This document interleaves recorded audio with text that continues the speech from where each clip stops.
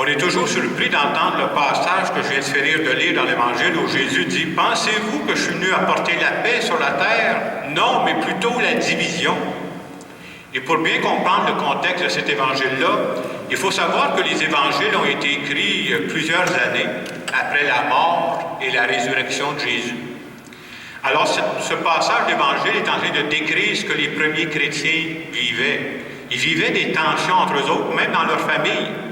Essayez de penser, ils sont dans la même famille, là, ils viennent de vivre des événements. Il y en a qui croient que vraiment que Jésus est ressuscité, puis d'autres qui ne croyaient pas. Alors vous comprendrez que ça faisait vivre des tensions entre eux autres. On peut s'entendre qu'aujourd'hui aussi, avoir la foi, croire en Dieu, là, si vous abordez ce sujet-là avec des personnes, vous allez voir que, oups, ça crée des tensions. Puis Jésus, c'est quelqu'un qui a dérangé. Alors c'est pas surprenant qu'en cours de route, il a rencontré de l'opposition. Voilà pour cette partie-là, mais c'est pas de ça que je veux vous parler. Moi, j'aimerais vous parler de l'autre bout de l'Évangile qui m'a frappé, c'est quand Jésus dit « Je suis venu apporter un feu sur la terre, et comme je voudrais qu'il soit déjà allumé. » Oui, on croit que Dieu est venu apporter, Jésus est venu apporter un feu sur la terre. Pas un feu qui détruit, un feu qui réchauffe, un feu qui rapproche les personnes. Un feu de compassion, un feu de respect entre toutes les personnes, qu'elles soient riches, qu'elles soient pauvres, peu importe. Et on peut ajouter, il fallait que le feu intérieur de Jésus soit fort en s'il vous plaît, pour ne pas qu'il se laisse arrêter par tous les obstacles qu'il a rencontrés en cours de route. Il y a des gens qui le rejetaient carrément, là. Ensuite, il a vécu sa passion, il a vécu la mort, il n'y a rien qui l'a arrêté. Et depuis ce temps-là, de siècle en siècle, il y a toujours des gens qui ont repris le flambeau pour transmettre ce feu-là, ce feu de l'amour, ce feu de la compréhension. On peut penser à des figures connues comme Saint François d'Assise, Saint Antoine de Padoue, Marguerite Diouville, le frère André. Il y a toujours ce message-là qui se répète. Et ce qui est important, c'est que ce feu-là, il continue.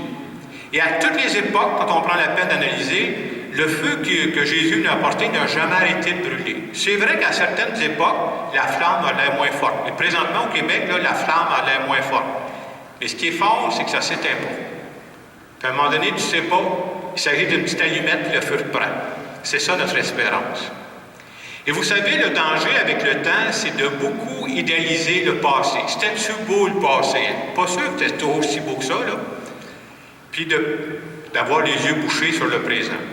Moi, je crois que présentement, il y a des gens dans notre monde qui sont habités par un feu sacré. Et quand quelqu'un est habité par un feu sacré, je m'excuse, mais ça paraît. Puis le feu sacré, il peut prendre différentes formes. On n'a pas le feu sacré de la même façon. Il n'atterrit pas de la même façon dans chaque personne, là. Mais ce feu sacré-là, il vient de Dieu. L'exemple qui m'est venu, c'est que mardi passé, je me suis rendu ici, j'ai fait un tour au Parc des Sols. Il y avait le spectacle avec Grégory Charles. Quand je suis arrivé dans le Parc des Sols, d'abord, le parc était pacté, là. Pas pacté dans le sens qu'il n'y avait plus, là, mais le parc était plein aux as. Il y avait beaucoup de monde. Et ça m'a rappelé que dans les derniers mois, quelqu'un m'a passé un livre. J'ai lu le livre que Grégory Charles a écrit. Grégory Charles a écrit un livre parce que lui, il a une petite fille, puis il voulait que sa petite fille se rappelle de sa mère. Vous savez que la mère de Grégory Charles est décédée suite au Alzheimer. Et quand on lit ce livre-là, c'est assez impressionnant de voir comment sa mère, Grégory Charles, si c'est ça aujourd'hui, là, j'ai eu sa mère en arrière, s'il vous plaît. Sa mère, là, c'est celle qui l'a encouragé. Plus que ça, c'est celle qui l'a poussé. Ses amis de faire un tour, puis disaient, va-t'en une heure dans ta chambre, va pratiquer ta musique. Elle lâche pas, son gars. Et c'est ce qui fait qu'aujourd'hui, avec le temps, on pourrait dire que son feu sacré à lui, c'est la musique. C'est ça qui le fait vivre. Puis c'est à travers ce feu sacré-là qu'il l'habite, c'est avec ça qu'il fait du bien, lui. Et probablement, je ne le connais pas personnellement, quand il vit un down, tu sais, on passe tous par des périodes plus tranquilles, ça marche moins bien. Qu'est-ce qui leur craint, lui, Grégory Charles, et à un moment donné, il doit se remettre sur le piano, je ne sais pas trop quoi. Puis, ah oui, on repart la machine. C'est ça que ça fait, un feu sacré. Une des caractéristiques des personnes qui sont habitées par le feu sacré, c'est qu'ils ne gardent pas leur feu sacré pour eux autres. Ils ont le goût de transmettre ça à d'autres. Et si vous regardez un peu ce que Grégory Charles a fait depuis quelques années, il s'est occupé beaucoup de chorales de jeunes un peu partout. C'est comme s'il veut transmettre à l'autre génération le feu qui l'a habité. Lui, ça lui a fait du bien, puis il fait ça à travers ça. Et cette semaine, quand je suis allé au parc, le petit bout où je suis passé, il y avait une petite fille qui jouait du violon. C'est une fille qui participait à son émission, ça s'appelait Virtuose, je pense, à la télévision, là, puis il l'a amené. Je trouve ça beau qu'il ait ce souci-là de dire « Hey, je veux transmettre ça à d'autres. » Ça fait vivre. Hein? C'est sa façon à lui de faire le bien. Et je sais que Grégory Charles, c'est quelqu'un qui est croyant.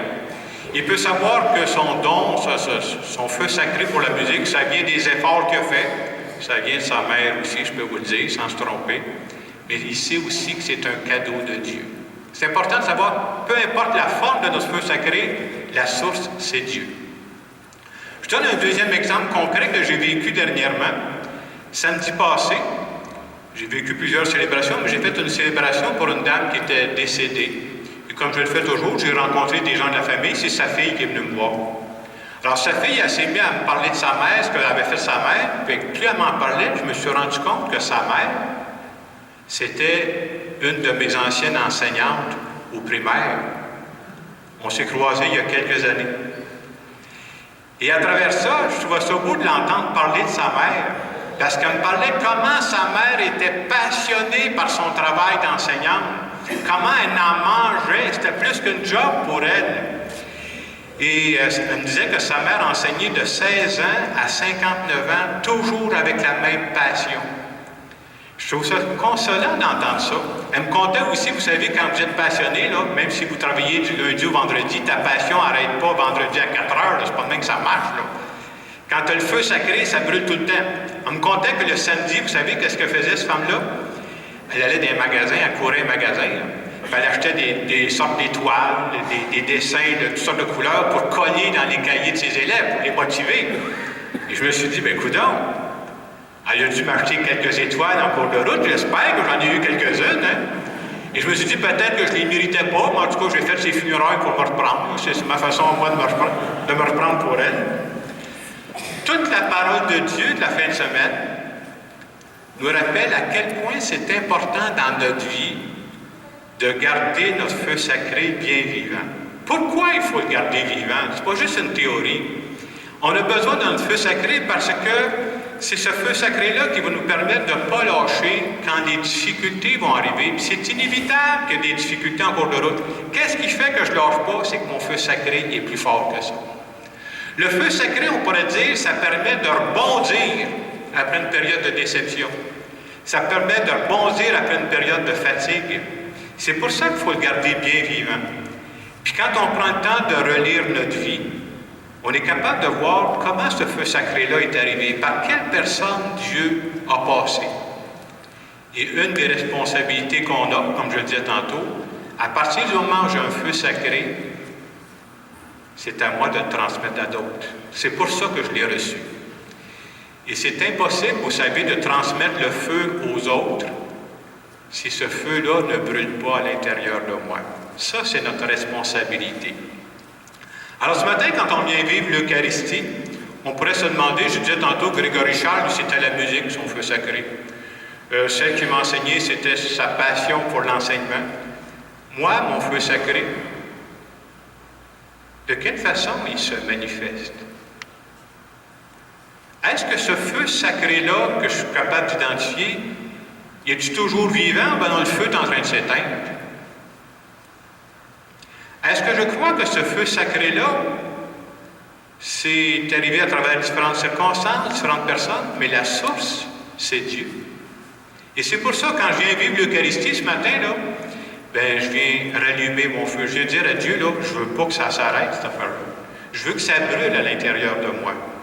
Et j'aimerais ça être capable aussi de transmettre ce feu-là aux autres. Moi, je crois que dans le monde d'aujourd'hui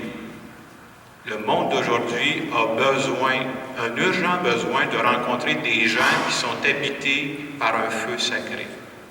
On pourrait même ajouter que le grand danger de notre monde actuel, c'est la tiédeur. Ah, je fais tout à peu près correct, mais j'ai rien qui me motive à le faire, par exemple. Le feu sacré, ça mène beaucoup plus loin, ça fait vivre avec enthousiasme. Alors ce matin, à travers cette célébration, je viens dire à Dieu, c'est toi qui m'as donné mon feu sacré. Et si je viens ici ce matin, c'est parce que je ne veux pas qu'il s'éteigne. Je veux que tu m'aides à garder ça bien vivant, parce que si mon feu est vivant, ça va changer ma vie à moi et ça va changer la vie de mon entourage. Alors demandons à Dieu ce matin, viens garder mon feu sacré bien vivant.